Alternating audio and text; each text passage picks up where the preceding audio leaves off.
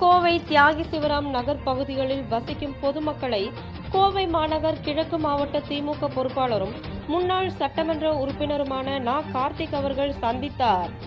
கார்த்திக் அவர்களிடம் அப்பகுதி மக்கள் தங்கள் குடியிருப்பு பகுதிகளுக்கு இலவச பட்டா, மழைநீர் வடிகால், புதிய தார்சாலை அமைத்து தர மனு அளித்தனர். மேலும் கார்த்திக் தமிழக முதல்வரிடமும் சம்பந்தப்பட்ட துறை அதிகாரிகளிடமும் இது பற்றி கூறி உரிய நடவடிக்கை எடுக்க பரிந்துரை செய்வதாக கூறி உறுதியளித்தார்.